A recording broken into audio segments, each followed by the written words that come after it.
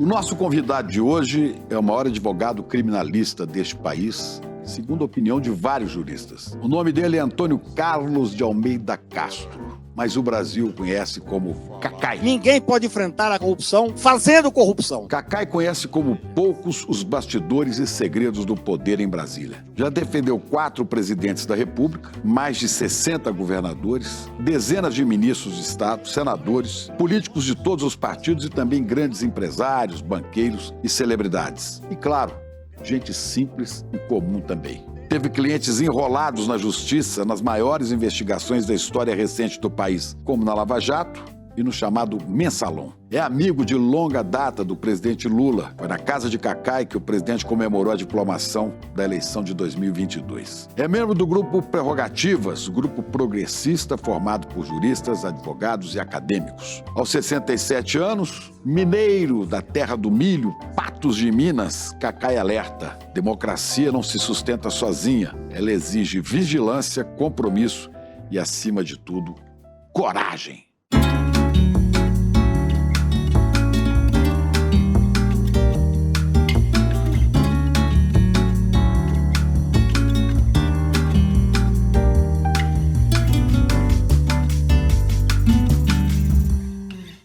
Eu conheço esse doutor Cacai há muitos anos e tenho o prazer de me encontrar com ele aqui no ICL, mas sempre à distância. Cacai, é um prazer te receber aqui de corpo presente.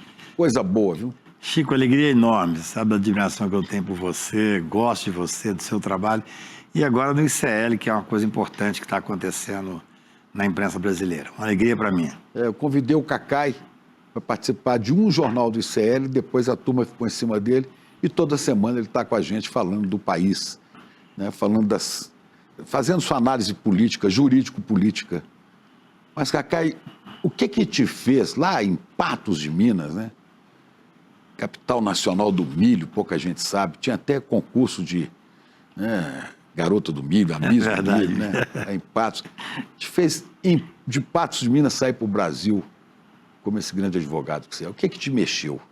Chico, Patos é uma cidade muito interessante. Naquela época você não tinha, evidentemente, nem computador, nem televisão, não existia. A televisão era na praça, né? A gente lia, a gente tinha poesia, a gente tinha grupos para discutir um pouco as coisas mais importantes da vida, que é a literatura, a amizade e tal. E eu sempre fui um angustiado pelas questões sociais, assim. Eu sempre achei que, de alguma forma, eu tinha que participar. Como eu não queria fazer política, eu sou um político que faz política institucional. Eu nunca pensei em fazer política partidária. Eu queria ser poeta. Eu não dei conta.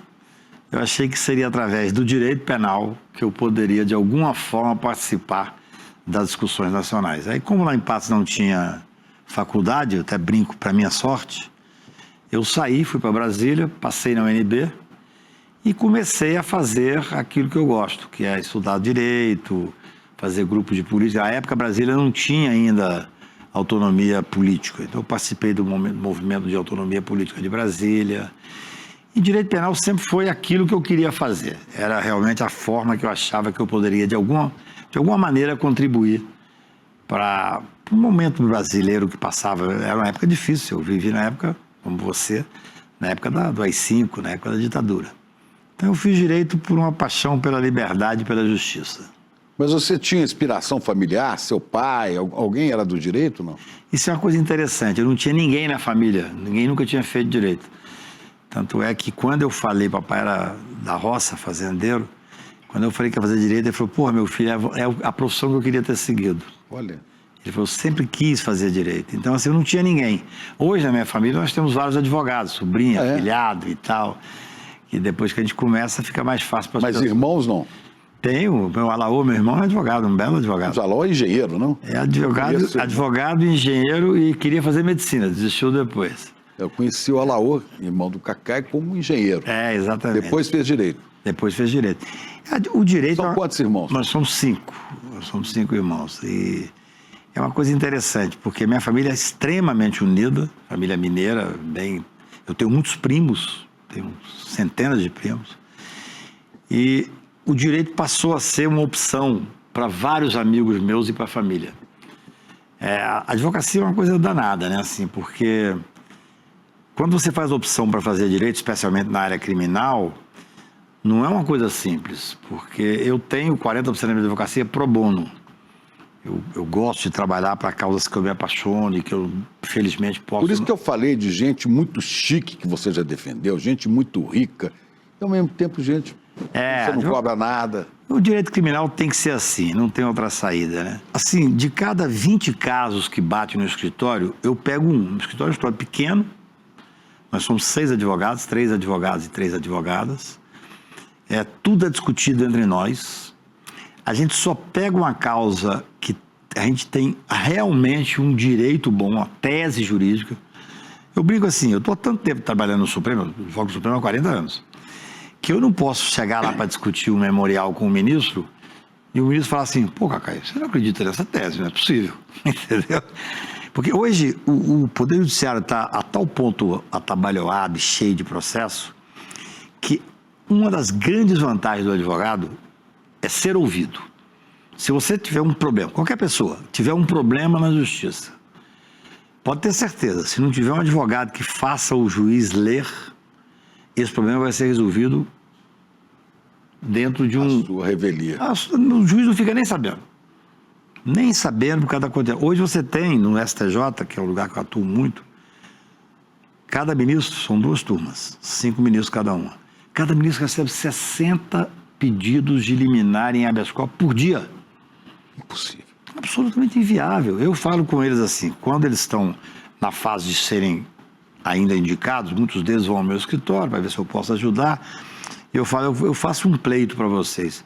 Muda de 33 ministros, que é o Tribunal Nacional, o tribunal mais importante do Brasil para o cidadão do dia a dia, em alguns pontos mais importantes que o Supremo. Vamos colocar 330 ministros, mas eles acham que é perder poder. Quando sentam na cadeira, não querem mudar. Você tinha que ter pelo menos 10 turmas de processo penal. Então, a advocacia tem isso, assim, você poder destacar. Por isso eu pego poucos casos. Eu não vejo, não acho correto, não estou criticando quem faz a opção diferente de escritórios grandes e tal. Mas eu estou aqui em São Paulo, sento num restaurante e entra uma pessoa que é meu cliente. O cara vai à minha mesa, eu tenho 200 casos, por hipótese. Ele tem um, em regra. Você é condenado uma vez na vida. Aquilo é a coisa mais importante da vida dele, é a liberdade e a honra. Ele vai à minha mesa e pergunta, como é que está o meu processo? Se eu não souber, eu ficaria envergonhado. Por isso que eu pego poucos casos, a gente discute tudo em conjunto, somos 6 advogados, brilhantes os meninos, e a gente tem a responsabilidade de saber tudo que está acontecendo no processo. Isso é uma coisa que eu tenho orgulho disso, assim, eu acho que é uma forma legal de você advogar. É uma opção que não é fácil, porque muitas vezes você deixa de pegar casos que financeiramente seria muito interessante. Tanto é que nos últimos anos, a pessoa me liga, São Paulo, Rio, sei lá de onde, Portugal, eu falo, mande por e-mail o caso para que eu possa estudar. Se eu não concordar com a tese, se for uma área que eu não atuo, eu já falo, olha, não precisa nem vir que nós não vamos pegar. Acho que isso é uma coisa importante para a advocacia. Você não pega causas que você não acredita? Não, é mais do que isso, assim. Eu não pego casos em que não tem uma boa tese jurídica. Às vezes o cara me procura e fala assim, Cacai, o meu caso é esse. Eu falo, olha, sua tese é ótima, mas o seu direito está mal posto, ele não vai ganhar. Quando eu atrevidamente, a primeira sustentação oral que eu fiz, eu tinha 2 anos de formado, 1 ano de formado, eu fiz no Pleno do Supremo. E o relator era um professor com quem eu brigava muito, genial, mas muito reacionário e tal. A gente tinha uma relação boa, mas conflituosa. Ministro Moreira Alves.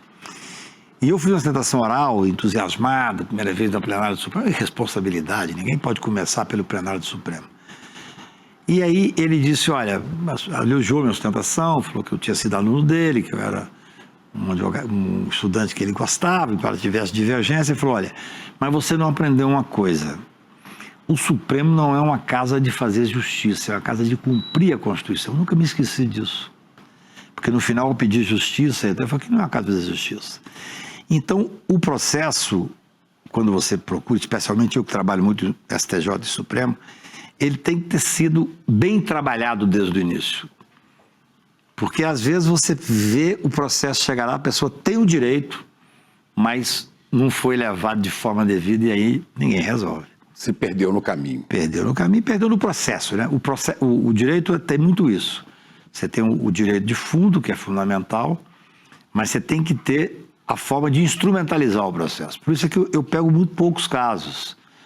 Eu faço essa triagem. Faço triagem também de outras formas. Por exemplo, tem causas específicas que eu não pego. Eu não trabalho para tráfico, eu não trabalho para organizações criminosas dessas mais pesadas. Não estou criticando quem trabalha. É uma opção. Até uma vez... Todas as pessoas têm direito a Tem um direito, todo mundo. Mas você tem o direito de escolher também, né? É isso. Uma vez um querido cliente meu me ligou e falou: cara, eu preciso que você receba uma pessoa. Eu não recebo ninguém sem saber exatamente o que é. Faço essa triagem. Mas como esse cliente era um cliente muito antigo, meu amigo, eu tinha ganhado os casos dele, ele foi governador do estado, senador da república.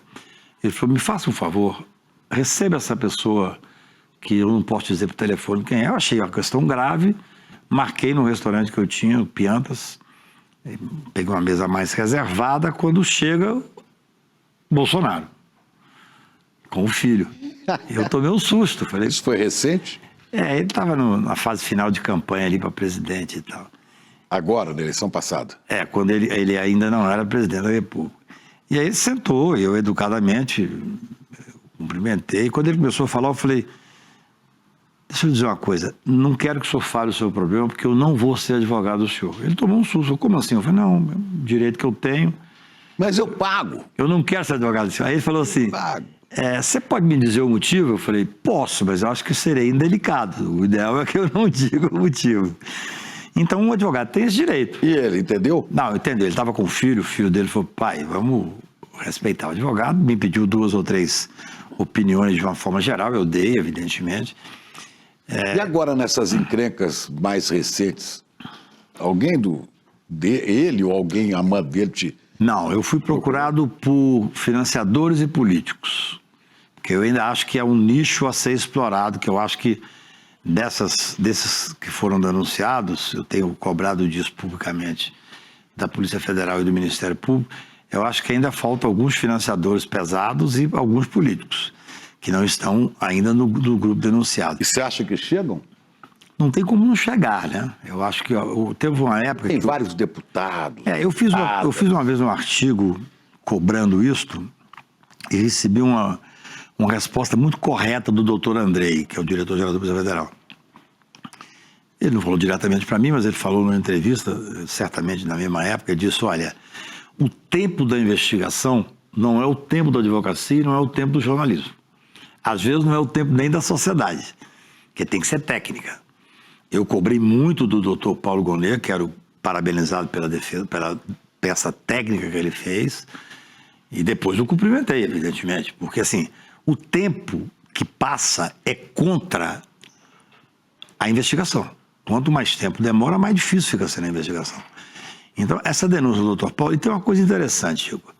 Quando veio a denúncia no final do ano, eu comecei a escrever dizendo o seguinte: esse processo, a denúncia vai ser recebida do Bolsonaro, vai ser recebida até março e tem tudo para ser julgado até julho, no máximo agosto. Olha, é muito ruim um advogado fazer esse tipo de afirmação, mas pelo que eu estou acompanhando, a condenação será unânime.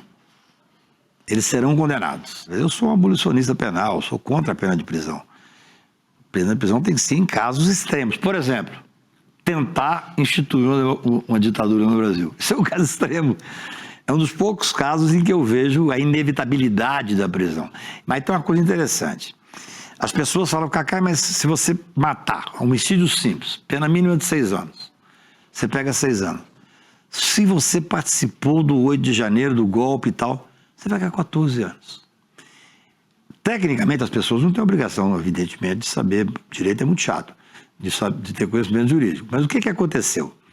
O Ministério Público Federal é quem inicia a ação penal. O judiciário é um poder inerte. Se ele se reunir hoje e falar: quero abrir um processo contra... Tem que ser provocado. Provocado. O Ministério Público denunciou por 5 crimes. O que cabia ao Supremo Tribunal? Condenar ou absolver? Absolver seria um escândalo. Como é que você vai absolver sofrendo o que nós sofremos. Porque você tem que lembrar, e aí eu me permito fazer uma observação, que nós vivemos 4 anos de governo fascista, em que o Bolsonaro e o seu grupo tentou destruir todas as conquistas humanistas conseguidas ao longo do tempo. Não é governo PT, não, esquece PT. Você tinha um Congresso cooptado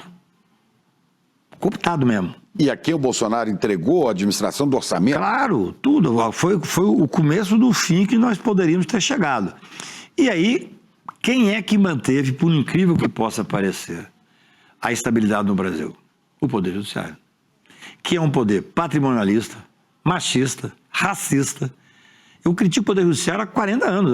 Injusto. Agora eu estou defendendo. A maioria dos brasileiros pobres, completamente injusto. São 800 mil pessoas, 700 mil na cadeia. Eu vou te dizer o seguinte, o sistema penitenciário mais falido do mundo, que ainda admira, vários deles admiram o sistema americano, que é um dos poucos que tem mais presos do que o do Brasil. Mas, no entanto, foi o Poder Judiciário que manteve a estabilidade democrática. E aí, o Supremo, naquele momento, ele tinha 2 opções. Absolvia, não podia, ou condenava. Condenando. Aí essa que é a questão. No Brasil você tem um sistema de pena mínima e pena máxima. 5 crimes. Quase todos foram condenados a pena mínima. Às vezes aumentava um pouquinho, 2 meses, 3 meses, por causa de uma circunstância específica. Só que você tem que somar as penas. E tem pena pesada, golpe de Estado. Todos pena pesada. Abolição. A pena mínima significa 12 anos, 14 anos. Esse é que é o problema. Talvez agora a gente possa fazer uma reflexão sobre esse sistema de pena no Brasil. Por exemplo, Bolsonaro. Na minha visão, ele será condenado. Até setembro, no máximo, o ministro Luiz Roberto Barroso termina o mandato dele de presidente em setembro. Eu acho que ele merece, ele foi tão ofendido pelo Bolsonaro, presidir o Supremo até a condenação desse grupo de pessoas que tentaram implementar a ditadura no Brasil. Essa condenação, especialmente desse grupo dos 8 agora, olha, não tem muita saída, vai partir de 28 anos. Eles vão pegar 28 anos, ou tem gente que fala em 35 e tal. Bom, e ele pode pegar mais, ainda tem os problemas que a Covid ensejou por omissão dele. Esse é um problema grave, né? Assim, ainda tem as joias. Eu não me conformo da completa inação da Procuradoria-Geral da República, até a época que cunhei um termo de poderes imperiais do Procurador-Geral da República, de não ter feito nada na época da Covid. Augusto Aras. Veja bem, o doutor Aras teve um papel enorme no enfrentamento da Lava Jato. Importantíssimo. Eu, como sou um opositor da Lava Jato, que é, na verdade, a origem do bolsonarismo, certa parte, Bolsonaro só foi presidente da República porque o Moro prendeu o Lula, que era o único que ganharia dele. E num ato claro de corrupção, clássico de corrupção, aceitou ser ministro. Ainda com a toga, ele recebeu o convite para ser ministro do presidente que ele elegeu. Toga de juiz federal. É uma coisa inacreditável, é primário isso. E tem uma coisa que eu acho que, infelizmente, a imprensa tem deixado de lado, eu escrevo sobre isso, mas não tem eco. O Conselho Nacional de Justiça fez um trabalho importantíssimo e chegou à conclusão de que Moro e os seus procuradores adestrados cometeram um crime de peculato, corrupção e organização criminosa. Tem 9 meses que está na Procuradoria parado. Eu estive com o doutor Apio, que depois ocupou o lugar do Moro na 13ª Vara de Curitiba. E ele falou comigo, tem um calhamaço de 7 mil páginas. É uma coisa incrível, porque assim, Por que está parado no CNJ? Eu acho que é espírito de cor, eu acho que é proteção. Infelizmente eu tenho que dizer isso. Eu elogio o doutor Gonê de ter denunciado o Bolsonaro, mas eu tenho a obrigação, enquanto advogado e cidadão, de apontar essa fragilidade institucional. Eu falei para ele, com lealdade, o senhor tem o direito de arquivar, mas não tem o direito de não se manifestar. Agora, pode ser punido com o cargo de senador da República, Sérgio Moro? Claro. Não, veja bem, o que acontece? Tudo que eu falei durante anos pelo Brasil afora, em centenas de palestras, meu escritório cresceu um pouco por causa disso. Nós éramos 3 advogados, eu comecei a fazer muita palestra aqui, fora do Brasil, resolvi passar para 6, porque eu viajo muito. E acho que estou fazendo o que eu devo fazer como cidadão. Bem, todas as as observações ou acusações que eu fazia, que é um advogado fazendo, tive 33 clientes da Lava Jato, passaram a ser acusações do Conselho Nacional de Justiça, presidido pelo presidente Supremo. O ministro Luiz Roberto Barroso era contra, ele votou contra o relatório. Perdeu. Olha só, o ministro Salomão fez um trabalho histórico. Aquele relatório foi enviado à Procuradoria, como notícia crimes. Não é um advogado falando, é o Conselho Nacional de Justiça presidido pelo presidente Supremo. Há 9 meses que não sai nada. Você acredita que vai sair ainda? Não, se você começar a falar, se o ICL resolver pegar isso como pauta, é assim, é uma pauta nacional, é uma pauta assim, porque eu digo o seguinte, disse isso ao doutor Paulo Gonet, o senhor tem o direito de arquivar, fundamenta e arquiva, a história vai depois julgar, mas não pode haver um acobertamento, isso é um escândalo, porque assim, o Conselho Nacional de Justiça é um órgão presidido pelo presidente Supremo, tem o corregedor, ministro do STJ e pessoas representativas, indicadas pelo Congresso e tal. Então, esse é um Brasil que nós temos que mudar. Eu vou te contar uma história incrível, Chico, ver como é que o Brasil mudou positivamente.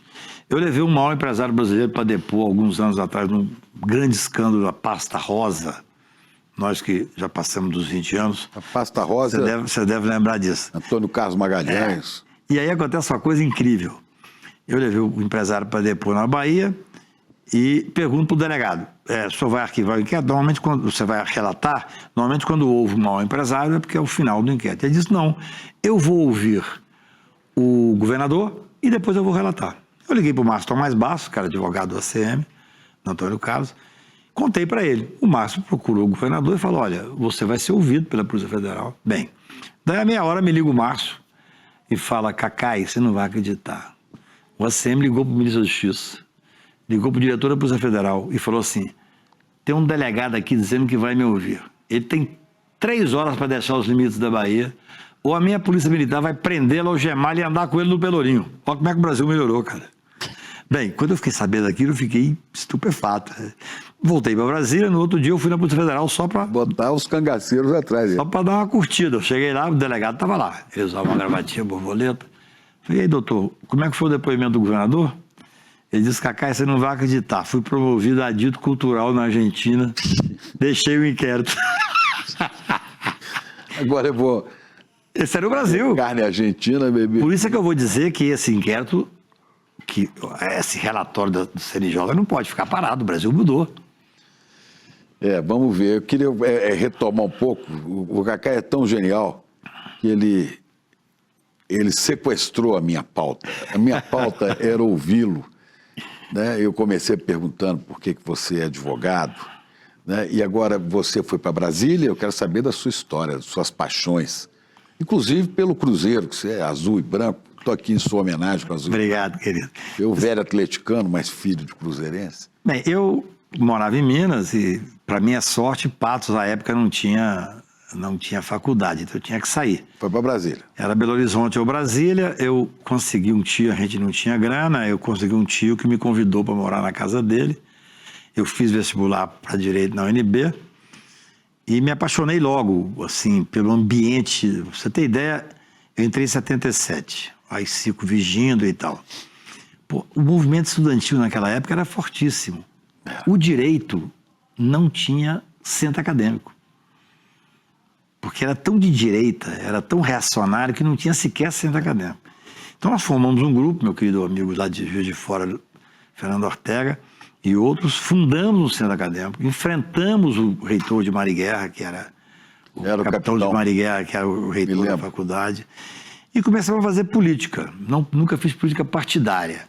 Aí lutei pela Mas tinha uma militância ideológica, vai? Sempre tive. Sempre fui um cara com formação de esquerda, na verdade mais humanista, e sempre fui apaixonado por poesia. Assim, a minha leitura predileta e, para mim, o meu alimento preferido é a poesia. Tanto é que durante a pandemia, que eu fiquei sozinho, o Valério e Érico, durante mais de um ano, todo final do dia eu comecei a recitar uma poesia ao final da tarde, mandava para... Eu vou fazer uma confissão aqui, porque eu participo de um grupo de WhatsApp, no qual não me atrevo a escrever nada.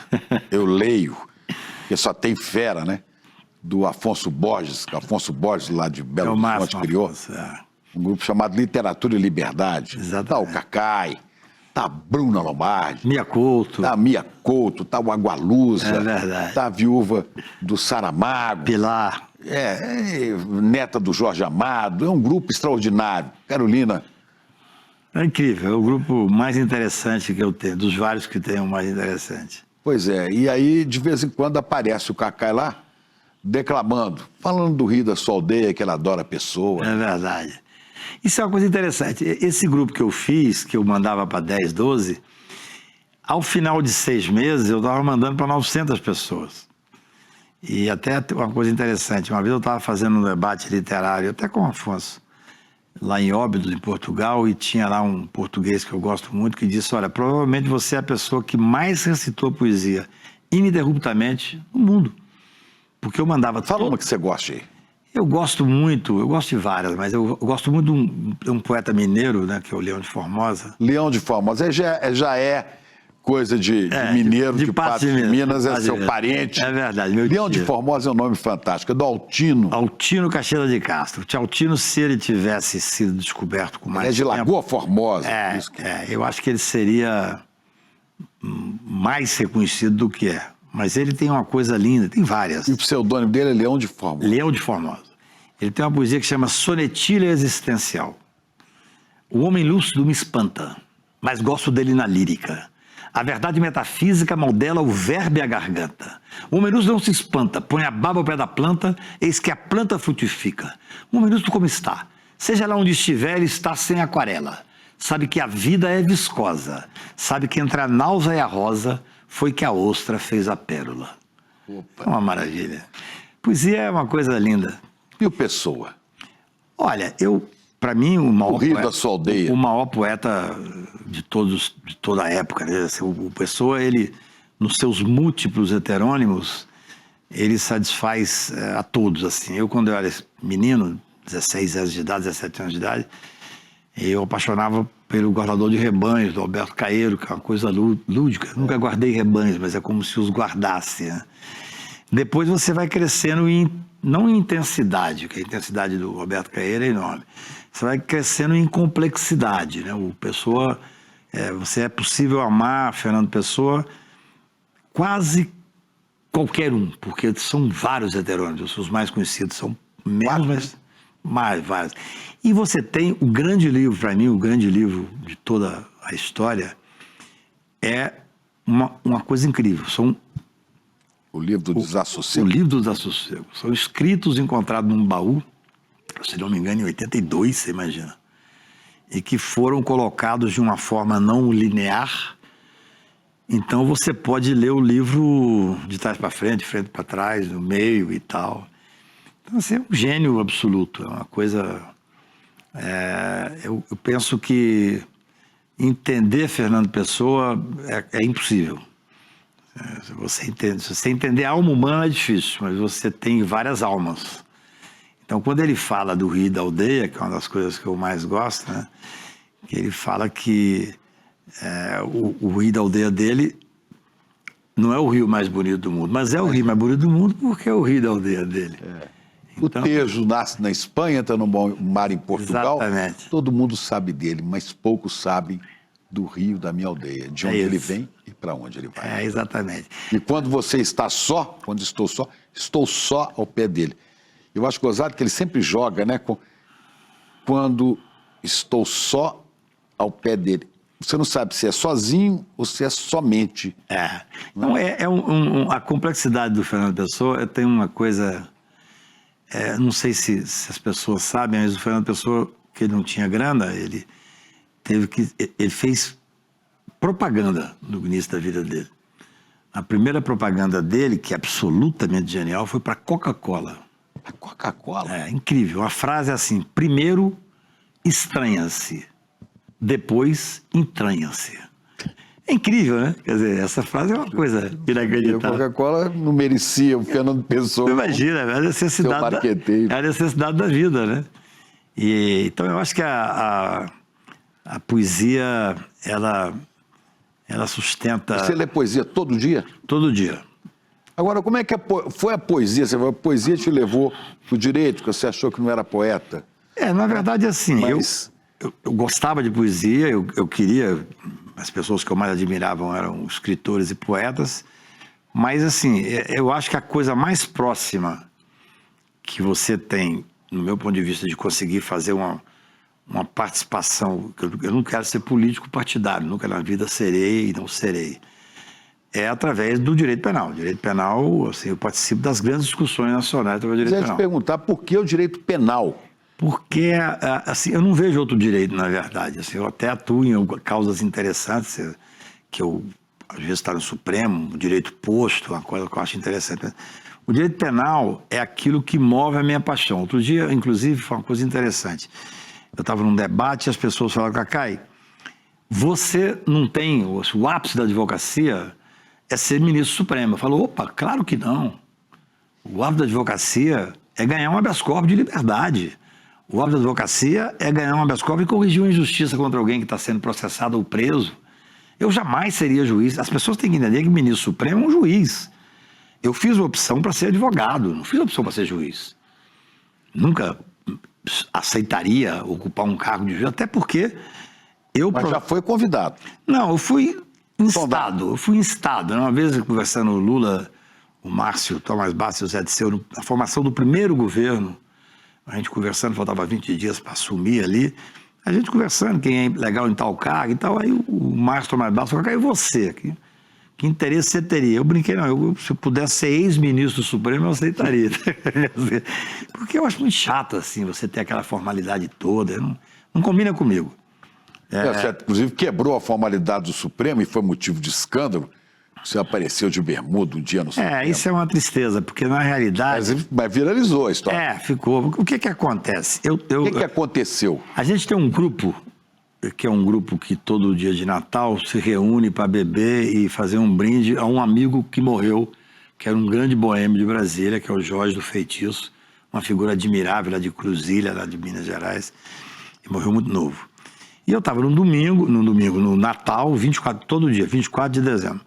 A gente estava tomando uma cerveja com caipirosca ali, me ligou um assessor e falou que eu tinha que te entregar um documento. Eu falei, você não pode passar aqui? Ele disse, não, que eu tenho que trabalhar até tarde. Passa aqui para pegar. Eu falei, cara, eu estou de bermuda. Do Supremo. Eu vou passar em casa. Ele, não, hoje é 24 de dezembro, não tem nenhuma pessoa aqui. Vou te entregar um documento. Eu vou te entregar um documento, você não vai entrar em tribunal, não vai entrar em gabinete. Eu fui, inadvertidamente. Quando eu cheguei lá, tiraram uma foto. E essa foto foi para a mídia e virou uma confusão enorme, como se eu tivesse ido até esse Deltan, fala assim, vocês dizem que eu tenho relação com o Moro? Quem tem relação é o Cacai, que vai de bermuda pro Supremo. Essa é a foto. É esta foto, né? É essa foto. É você aí no Supremo. Exatamente. Mas assim... Mas bermuda é um negócio complicado, né? É o Cid Moreira que o diga, né? O Cid Moreira, você talvez se apresentar ao Jornal Nacional, teria ido, não sei se é verdade, de bermuda e paletó e gravata, que só aparecia daqui para cima. Eu te confesso que eu apresentei algumas vezes o Jornal Nacional, não de bermuda, mas de calça jeans. Né? Uma vez eu fui convidado para fazer uma entrevista para o Jornal Nacional, eu estava no meu restaurante, era uma sexta-feira, e eu falei, olha, eu não uso terno, em regra eu não uso terno, salvo quando eu vou realmente ao tribunal, eu vou sustentar e tal. Acho que não tem nenhum sentido essa obrigatoriedade de terno no Brasil. E aí a menina falou, não, Cacá, eu te entrevisto só daqui para cima. Eu estava de bermuda, lá na frente do restaurante. Mas aí um gaiato tirou uma foto de longe. Eu dando a entrevista, no Jornal Nacional saiu legal, saiu eu daqui para cima e tal. Mas essa foto viralizou-se imediatamente, eu dando a entrevista. Mas assim, esse formalismo do judiciário é muito chato. A linguagem é horrorosa. Afasta as pessoas, entendeu? Por exemplo... Não é a maneira, às vezes, dos membros do judiciário tentarem se proteger de perguntas indiscretas? Olha, o problema todo, assim, primeiro que eu acho que o judiciário, eu estou torcendo para que esse julgamento do Bolsonaro se dê logo até setembro, que ele seja condenado, preso, para a gente virar a página do Brasil. O Supremo não pode virar um lugar onde só se discute as principais questões criminais do país. Tem muitas questões importantes que têm que ser decididas. Agora, os ministros também têm que se voltar mais para um certo recato. Por quê? Esse debate diário que se faz não é bom. Eu sou contra a TV Justiça. Eu acho que a TV Justiça, falei isso no primeiro dia para o ministro Marco Aurélio, que é o pai da TV Justiça, da ideia. Se você vai discutir a questão de casamento homossexual, a questão da terra indígena, tudo isso é fácil e bom, que seja público. A questão criminal, não.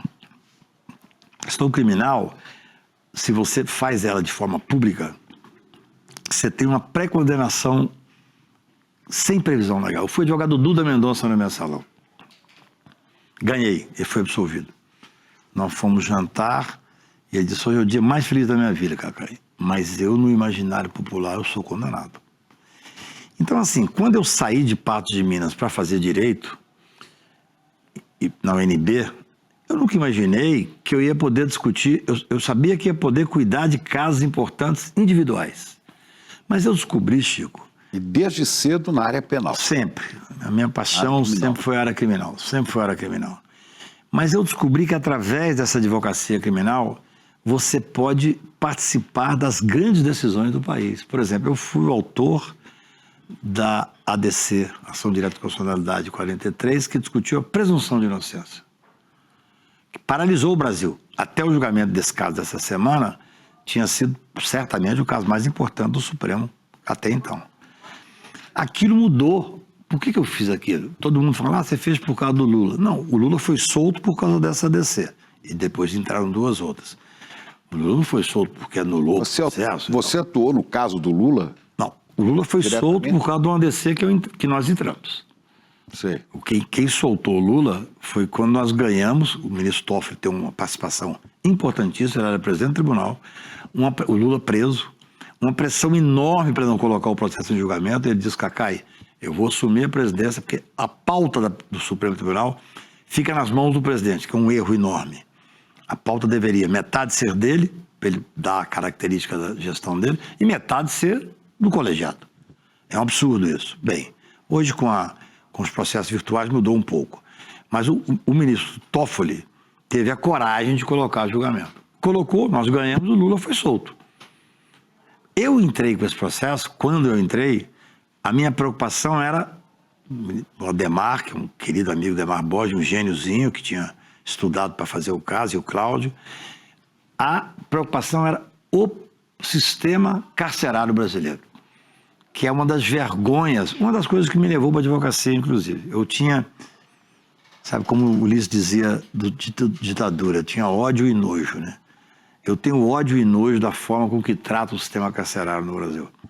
Isso é uma coisa que me incomodava muito. Então você é daquela turma odiada pelo governador do Rio, Cláudio Castro, pelo Tarcísio, aquela turma nojenta dos direitos humanos. Né? Mas eu vou te dizer uma coisa, essa semana eu estou entrando na DPF das favelas. Fui convidado pelo Ademar e pelo Sarmento para tentar ajudar exatamente nessa questão que tanto incomoda o governador do Rio de Janeiro. Porque, assim, eu penso que nesse caso específico de 8 de janeiro, é uma chance que nós temos de discutir a questão dos presídios. Penso. Por quê? Porque Bolsonaro vai preso, Braga Neto vai preso, Heleno vai preso. Eu vi uma entrevista até está convidado para vir aqui, o Chavoso da USP, um jovem negro, né, que se formou em Sociologia na USP. Dizendo: vocês falam muito de democracia e tal, mas tem democracia, não. Democracia para vocês brancos. Não existe que moram nos bairros de classe média e classe alta. Quem mora na periferia não tem democracia nenhuma, tem a porrada. Para você ter uma ideia, eu sou advogado do Renato, aquele vereador que foi preso lá no Paraná, foi cassado, nós ganhamos no Supremo. Nosso parceiro aqui no ICL, ele é Freitas, 10, ele é 10. A história dele que mais me impressionou é que ele pegou a carteira de advogado, conseguiu passar na ordem, saiu à noite feliz da vida com a carteira, teve uma blitz, ele foi parado, e ele orgulhoso mostra a carteira para o policial. O policial falou assim, você está portando um documento falso, prendeu ele. Não existe democracia.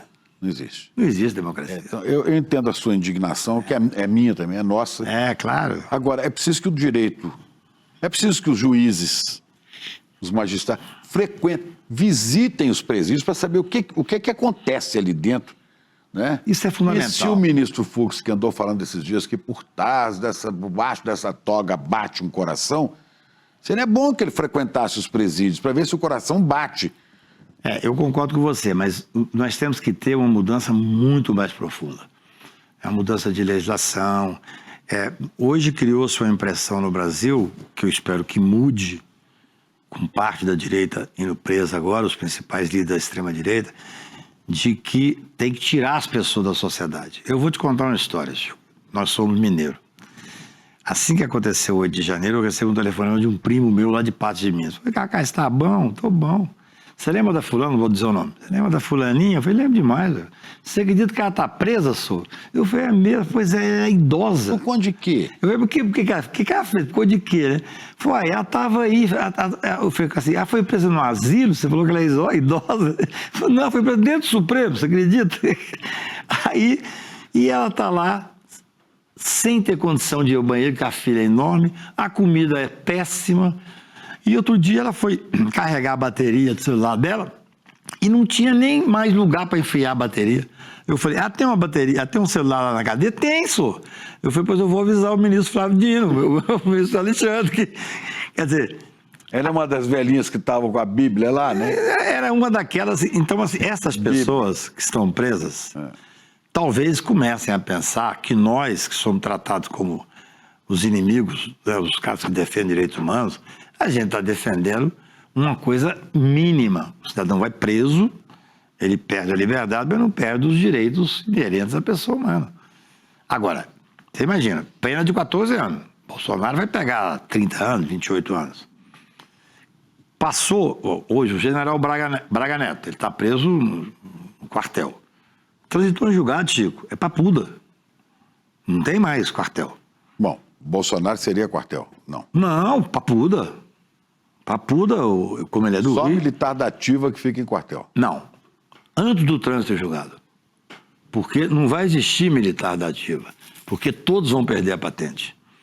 Eles vão ser condenados e vão perder a patente. É o que diz também a doutora Elizabeth, a presidenta do Superior Tribunal Militar. Né? Excepcional, ministro. O discurso dela foi... Ela lá de Belo Horizonte. De Belo Horizonte. O discurso dela foi uma das coisas mais bonitas. Eu não vou à posse, como regra.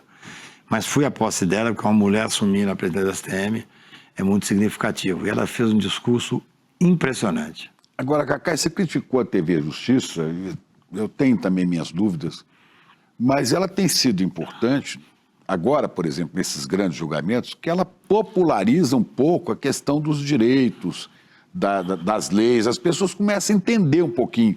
No próprio noticiário que a gente faz em série, do qual você participa, as pessoas começam a entender um pouco o que é.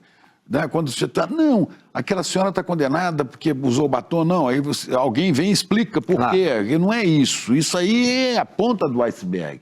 Mas, Chico... Mas tem, além dessa questão, que eu acho controversa, a questão da TV Justiça, você tem um outro problema, que é a sofisticação da justiça. São as togas muito rebuscadas, a linguagem inatingível, né? A linguagem não tinha, o juridiquês não tinha aqui. Hoje há uma tendência, né, a você mudar isso, né? Assim, eu, por exemplo, penso que eu acho que o processo penal não deveria ser televisionado. Entendo que tenha esse dado educativo, mas eu sempre penso no direito do cidadão, o cara que está sendo processado. É o que o Duda me disse. Fui absolvido, é o dia mais feliz da minha vida. E ele entendia de imaginário popular, que ele era um gênio. No imaginário popular eu sou condenado. Então, eu me preocupo muito com os direitos, assim, uma condenação extra que não tem previsão legal, eu sou contra. Você podia fazer a mesma coisa, usar o mesmo espaço para debater teses, para explicar o processo penal, para explicar os direitos do cidadão, sem expor o cidadão. Porque processo penal é fato. Mas você pode transmitir pela televisão as causas, sem expor a pessoa. Claro, você pode, por exemplo, vai julgar um processo hoje, julgar por hipótese, está julgando agora o caso criminal mais importante do momento e tal. Explica as causas, explica o direito, mas a superexposição da pessoa, do réu, ela leva a uma pré-condenação. Eu atuo em muitos casos de inimigo público número 1. Já atuei dezenas de vezes. E sei o poder que tem a mídia para fazer essa pré-condenação. Depois de você desconstituir isso, fica muito mais difícil. Agora, tem questões que eu proponho, mas que não são escutadas assim. Por exemplo, um julgamento. O advogado tem 15 minutos para falar. O ministro relator deveria ter... Ele pode fazer um voto de 2.000 páginas, mas ele deveria ter, no máximo, 1 hora para ler o voto dele. Resume. E depois disponibiliza os votos. Cada ministro deveria ter 30 minutos para votar. Porque senão, eu já fui para a sessão mais de uma vez em que o ministro lê durante 4 horas, 5 horas do voto, no outro dia mais 4 horas, 5 horas do voto. Isso inviabiliza até mesmo o acompanhamento. Eu que sou, evidentemente, técnico e presto atenção, no final já não estou entendendo muita coisa mais. Então imagina que... E eu repito, ainda tem a questão da sofisticação, da enrolação da linguagem. Tem. Isso é uma coisa que está sendo muito discutida. Vou contar uma história rapidinho aqui que é inédita para todo mundo. Eu trabalhava na TV Globo e num dia 30, em Belo Horizonte, num dia 30 de abril, houve um atentado à bomba no Rio Centro, em que depois ficou claro que essa bomba explodiu na mão, no colo de 2 militares, num Puma, e era uma bomba para explodir um palco onde estava Chico Buarque de Holanda, Gilberto Gil, Gal Costa, então toda a cúpula da música popular brasileira, e para criar um tumulto ali, né? Essa bomba estourou no colo. Essa notícia chegou no dia 1º, dia do trabalho, de manhã, era uma festa do trabalhador, esse show foi na véspera, e eu, Belo Horizonte, eu falei, bom, eu vou lá para o aeroporto da Pampulha para ver se eu acho alguma autoridade para falar sobre esse assunto que aconteceu hoje, embora eu soubesse que é difícil. Chego lá e havia um jato da FAB, um HS, na base militar do aeroporto de Pampulha. Eu perguntei, quem é que está usando esse jato aí? Vai chegar em você de alguma maneira. Mas já está sendo usado pelo ministro da Justiça. O ministro chamava-se Ibrahim Abiakel. E eu fiquei quieto ali e falei com o meu câmera, falei, liga a câmera, o ministro não vai querer falar. Mas a hora que ele sair do carro, que ele estiver caminhando para o avião, eu vou com o microfone ligado, e você liga e a gente... Eu sei que, de repente, para um carro, desce o ministro Ibrahim Abiakel, que era um sujeito verborrágico na área do direito, ele falava, era capaz de falar 1 hora e você não entender nada que ele falou, ele só falou coisa certa. É verdade. Né? Com lógica, mas para nós, jornalistas, coitados de nós. Assim que ele chegou e eu fui direto e reto. Peguei e falei, de quem é a responsabilidade por aquela bomba ontem no Rio Centro? Ele olhou, aí ele viu que estava no ar. Aí ele falou uma série de coisas que eu não entendi, patavina. E ele foi. E o pessoal da assessoria querendo me conter um pouco, até que ele chegou na borda da escada do avião e falou assim, ministro, eu sinto muito, o senhor enrolou.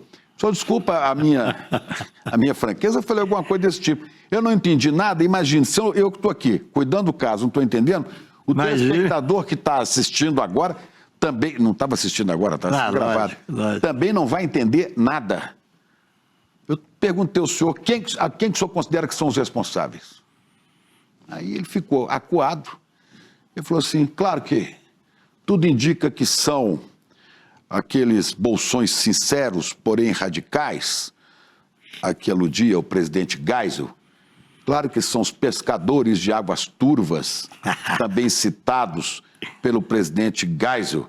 Eu falei, o senhor está se referindo ao meio militar, que o Geisel chamava a ala radical do Exército, a tigrada que se refere, a tigrada, né, dos porões, né, que se refere o jornalista Hélio Gaspari, de pescadores de águas turvas, né, de bolsões sinceros, porém radicais. Eu falei, então o senhor está dizendo que são...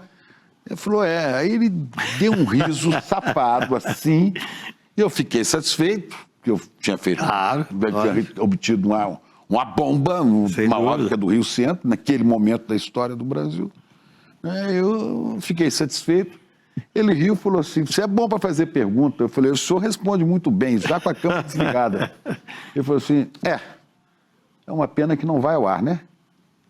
Caraca! Aí eu saí apavorado e falei, como não vai ao ar? E isso gravado em fita, era uma fita. E cheguei, o carro de reportagem tinha um lugar de encaixar, e agora entra você, porque enquanto ele embarcava num jato da FAB, eu encontrei um outro ministro que estava esperando um voo de carreira, né?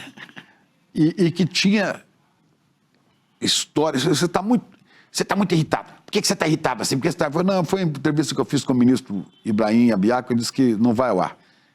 Aí esse outro ministro, que era o ministro da Indústria e Comércio, o ministro João Camilo Pena, que era uma figura muito simpática, né, virou-se para mim e falou assim, tem que ter muita paciência com o Ibrahim. Ibrahim está atravessando uma fase muito difícil, muito difícil. Olha aqui, você gosta de poesia? Falei, ministro, eu estou falando do atentado do Rio Centro. Não, estou perguntando sobre poesia, a única coisa que importa é a poesia. Olha só. Você já leu T.S. Eliot? Já leu T.S. Eliot? Eu falei, não, ministro, eu quero saber. Aí ela abriu uma sacolinha de plástico, tinha comprado um livro, tira um livro de T.S. Eliot, me dá e fala assim, vai ler T.S. Eliot, que é muito importante, isso tudo aí. Muito boa essa história, muito boa. Eu encontrei um colega e falei para ele, um colega que trabalhava no jornal o Globo, jornalista Magno Madureira, até já faleceu. Contei para ele o que aconteceu, consegui até reproduzir para ele ver, né? O resultado, a gente chegou nas redações, já havia uma ordem no Ministério da Justiça que nada daquilo ia ao ar, a pressão do governo da censura era grande. Pensei em me reunir com o Magno e fazer uma denúncia do que estava acontecendo, porque mudaria a história do Brasil. Você podia ter lido uma poesia no ar. Pois é, mas acontece o seguinte, o ministro, claro, o ministro da Justiça, que tinha o Departamento da Polícia Federal, embora naquele momento era já nos anos 80, né? Não houvesse censura prévia, essa história é mas ele conseguia bloquear, e bloqueou, né? Claro. E bloqueou. E eu me lembro que eu ainda conversei com o meu colega, com o Magno, e falei, Magno, vão denunciar para quem, Chico? Você está louco? Nós vamos falar quem? Para a Folha de São Paulo? Não vai publicar. Vamos para o Estadão? Não vai publicar. Nós vamos perder o emprego e não vai adiantar nada. Vão desmentir a gente e vão ser presos. É incrível. Quer dizer, isso é a ditadura e isso é a linguagem do direito, que quando você consegue tirar essa toga da linguagem rebuscada, às vezes o cara fala a verdade, como disse o ministro Ibrahim Abiaco. Pena que não foi ao ar. Muito interessante essa história. Você devia ter feito... O entrevistado é você, não sou eu. Devia ter feito como faziam na ditadura, você publicava coisas que não tinham nada a ver com a história, né? Você podia ter receita de bolo, exatamente. Salmos. Você podia ter feito assim, olha, o Jornal Nacional hoje vai falar sobre uma poesia que o ministro Abiaco falou e tal e tal. O direito ele serve para, evidentemente, também para se fechar, né? Esse linguajar mais duro serve para se fechar. Mas para proteger privilégios. Em regra, sim, né? O direito olha, porque é o que eu digo, eu estou louco para voltar a criticar o Supremo, entendeu? Porque eu quero que acabe logo esse julgamento aí do Bolsonaro e tal, para que a gente volte à normalidade de questionar.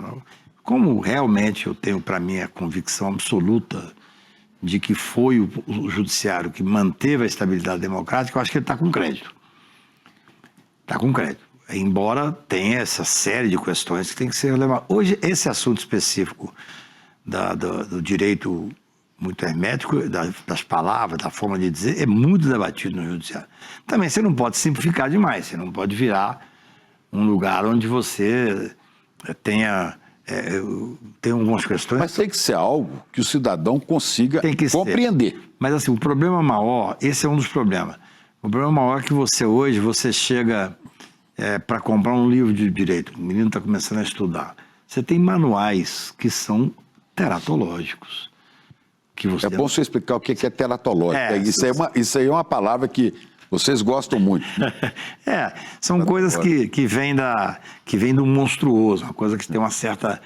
fora da regra, né? Assim, você usa alguns manuais que não ensinam absolutamente nada, ensina como é que o cidadão... vai fazer uma petição de uma forma rasa. Tem um grande amigo, que é um grande intelectual do direito, que é o Lênio Streck. Participa aqui do Streck. O Lênio é um gênio. Ele fala assim, imagine se você fosse ser submetido a uma operação do coração, tá deitado lá, entrando na sala e ver o médico entrar com o manual, como opera o coração, entendeu? Quer dizer, nem tanto ao mar, nem tanto à terra, só tem que ter cuidado para não ser uma linguagem hermética que afasta o cidadão, mas também não pode ser uma coisa simples. Essa semana saiu na imprensa nacional uma coisa impressionante, né? Que um advogado insatisfeito com o juiz que não dava a devida atenção, ele colocou no meio da petição dele uma receita de pamonha. Uhum. E o juiz não viu. Claro. Porque não lê. Muitos usam copia e cola, você me entende, né? Exatamente. Cacá, só para terminar isso aí, né, você falou que o judiciário, e a gente reconhece, o judiciário talvez tenha sido a instância que evitou o golpe, através do Tribunal Superior Eleitoral, através do STF, mas o judiciário estava sob mira de Bolsonaro desde que ele assumiu o governo. Ontem a ministra Carmen Lúcia citou a grande historiadora Heloísa Starling, lá de Minas Gerais, né? Claro. Escreveu vários livros sobre golpes, está lançando até um agora, mais um, que ela mostra que o golpe não é o 8 de janeiro. Claro. O golpe é algo que é gestado muito, muito tempo antes. E a gente vê que no Brasil pode estar sendo, né, gestado um golpe contra os tribunais, principalmente o Supremo Tribunal Federal, a partir da eleição do ano que vem. Porque a extrema-direita, tendo maioria de senadores, pode fechar o Supremo, tirar todos os ministros que sejam considerados hostis ao fascismo. Você coloca duas coisas importantes. Primeiro que a denúncia apresentada pelo Dr. Paulo Gonet é muito feliz ao fazer essa evolução. Quer dizer, a tentativa de desmoralizar o Supremo fazia parte da estratégia do golpe. Mas continua fazendo. Continua, mas são coisas diferentes. Assim, na apresentação, a denúncia merece ser lida.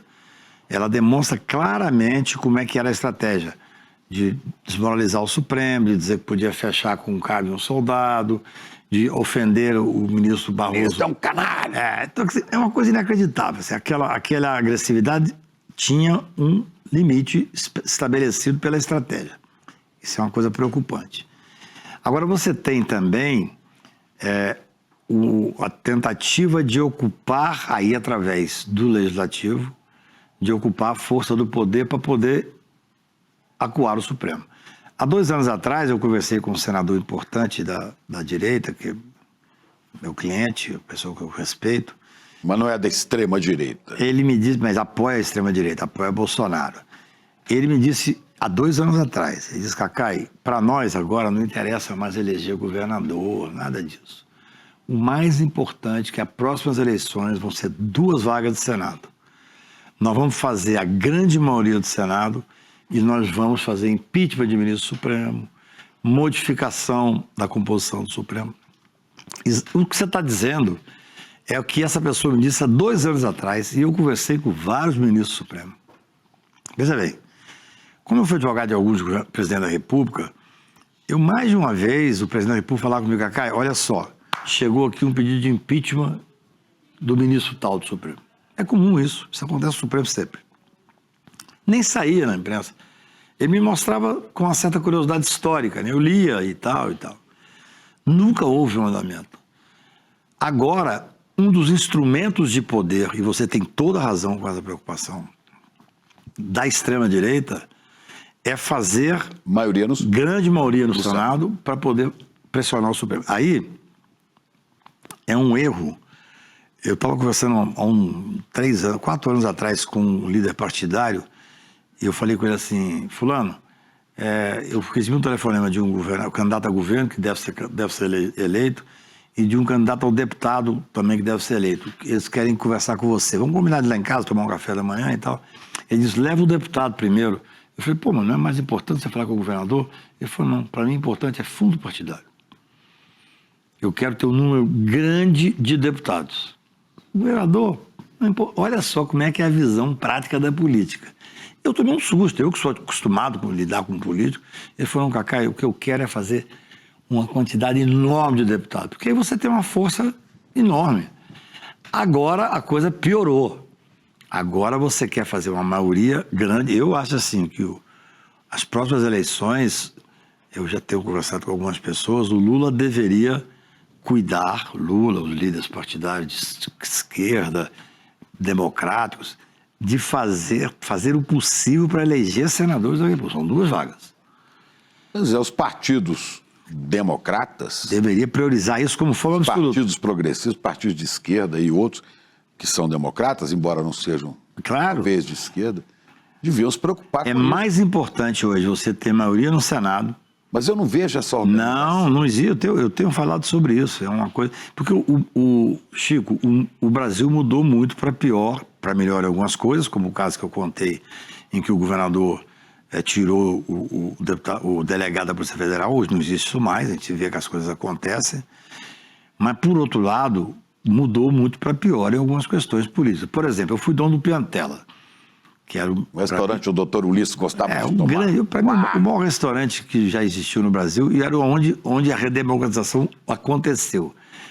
Quarta e quinta-feira, eu ia para lá 9 horas da noite, terminava as sessões do Senado, sentava numa mesma mesa. Ulisses Guimarães, Zé Dirceu, Delfim Neto, Antônio Carlos Magalhães, Genuíno.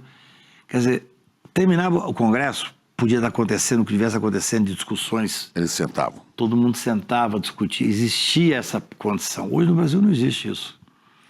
Então, assim, ou a gente toma a atitude de fazer efetivamente uma discussão política para fazer maioria no Senado, ou nós vamos enfrentar questões institucionais gravíssimas. Que lembra o professor Castro Rocha, professor que faz análises políticas aqui, embora a área principal dele seja a literatura. O professor Castro Rocha lembra que o líder de extrema-direita da Hungria, o Viktor Orbán, perdeu a eleição para presidente algumas vezes e conquistou o poder e mandou e acabou com o judiciário da Hungria, transformando a Hungria num país neofascista, usando exatamente esse artifício de dominar o Senado e dominar a Câmara dos Deputados. Esse é um risco real que nós estamos sofrendo, um risco muito grande. Tanto é que hoje, por exemplo, nos últimos, toda eleição, eles me procuram para ser candidato ao Senado, lá em Brasília, ou ao governo. Eu nunca serei candidato. Agora, com essa preocupação... Talvez você tenha que ser. Não, eu não serei. Mas, assim, o que tem de pessoas que me procurando, e grupos me procurando, outro dia me procuraram já até como marqueteiro. Porque acá nós temos que assumir o Senado. Nós temos que ter... Falar, veja bem, eu posso contribuir, eu jamais serei candidato, que não é... Realmente não tenho vontade. Mas eu acho que nós temos que ter essa preocupação. Essa discussão tem que estar presente. Nós temos, agora são 2. O Senado é composto de 3 senadores por estado. É diferente do proporcional que cada estado... Serão tem. 54 senadores eleitos, total de 81. Vai mudar completamente. Esses 54, se cada um dos 27, das 27 unidades da federação, a extrema-direita eleger um, eles põem 27 lá dentro. E podem eleger em vários... 2. Em vários lugares vão eleger 2. Não podem sair a extrema-direita com 30, 40 senadores, além dos que já estão lá. E aí você tem uma coisa interessante que você coloca, uma questão importantíssima, que assim, eles vão conseguir dar o golpe institucionalmente, vamos chamar assim. Dentro da lei. Dentro da Constituição. Eles vão... E acabar com ela. Claro, evidente. Essa é uma preocupação interessante. Pois é, Cacá, e aí eu digo, você que tem uma relevância nesse meio, né, é preciso organizar movimentos de defesa da democracia e de garantir vagas no Senado. Eu acho que essa desafio hoje é uma preocupação real que eu tenho. É muito bom que você tenha trazido esse assunto, porque ou o Congresso e as pessoas que têm responsabilidade, os democratas, nem diria de esquerda, pessoas democráticas, percebem isso, ou eles vão conseguir fazer institucionalmente, dentro do Senado Federal, aquilo que eles não conseguiram fazer nas ruas. E terão para fazer essa tragédia apoio de big techs, apoio de dinheiro daqui, de fora. É isso. É isso mesmo. Cacá, para terminar, qual o seu sonho de Brasil? Qual a sua maior paixão? Olha, eu, como cidadão, Eu costumo dizer que, como advogado, eu tenho a liberdade no meu DNA. Assim, eu acho que a minha luta é pela liberdade. E, evidentemente, pensando no Brasil, é uma luta por igualdade, né? Eu acho que a grande vitória do governo Lula foi tirar o Brasil do mapa da fome. Eu estava em Lisboa, o Lula era... Se você lembrar de uma poesia que nos remeta a isso... Eu estava no final do... O Lula ia ser candidato, eu estava em Lisboa, eles me convidaram para ir lá, ele recebeu o prêmio lá na Sorbonne, e ele fez um discurso que fez todo mundo chorar. Ele disse, quando eu saí do governo, o Brasil tinha saído do mapa da fome. No governo Bolsonaro, o Brasil volta para o mapa da fome. Então eu acho que assim, nós, que somos pessoas que temos acesso à leitura, de certa intelectualidade... E a mesa farta? A mesa farta, a gente pensa muito sempre na liberdade como um todo. Mas é o que disse esse cidadão negro amigo seu. Não existe democracia no Brasil, de fato. E não pode existir democracia se tem um país com fome. Então a igualdade é um sonho que deveria ser um sonho comum, né? E aí é um pouco... eu acho que esse verso que eu recitei aqui, ele define isso, né? Entre a ostra e a pérola foi que o sonho da igualdade, ele está nisso. O que é a lucidez? Assim, né? O homem lúcido me espanta, mas gosto dele na lírica. É uma poesia. Devagar. De novo. Não, a poesia que eu recitei, claro. Né? O homem lúcido me espanta, mas gosto dele na lírica. A verdade metafísica modela o verbo e a garganta. O homem lúcido não se espanta, põe a baba ao pé da planta, eis que a planta frutifica. O homem lúcido como está, seja lá onde estiver, ele está sem aquarela. Sabe que a vida é viscosa, sabe que entre a náusea e a rosa foi que a ostra fez a pérola. Acho que isso é o suficiente. Cacai, beleza ter você aqui, meu alegria, meu amigo. Querido. Uma alegria, né? Enorme estar com você. Vamos sonhar junto. Vamos, estamos. Obrigado. Vocês já prestaram atenção à montanha russa que virou o mercado financeiro? As criptomoedas, algumas semanas parecem o melhor investimento do mundo, nas outras semanas parecem que são verdadeiras pirâmides e que um dia vão perder todo o seu valor. Como é que a gente consegue encontrar alguma referência para poder navegar nesse mundo cada vez mais incerto e, claro, cada vez mais perigoso? Só tem um jeito, gente. Tem que estudar e aprender como é que funciona o mercado financeiro. Eu sei que a primeira reação quando a gente ouve isso é pensar, caraca, mas eu não tenho tempo, não tenho disposição, não tenho nem base para poder aprender isso, base matemática, de economia, mas não precisa ter.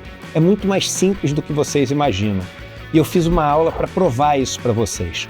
Uma aula onde em pouco tempo eu vou ensinar tudo que vocês precisam saber para poder investir de uma maneira correta e segura. Vai acontecer dia 15 de abril, uma terça-feira, às 8 horas da noite.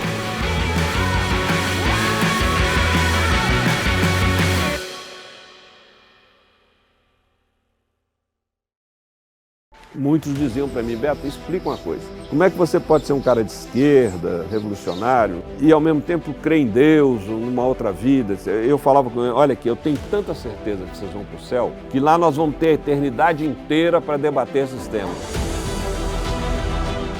Eu considero a ele como um dos grandes escritores brasileiros. É forte, é duro. Os profetas foram assim. Anunciam e denunciam. Que no Novo Testamento só tem uma única definição de Deus. Uma única. Está na primeira carta de João. Deus é amor e quem ama conhece a Deus.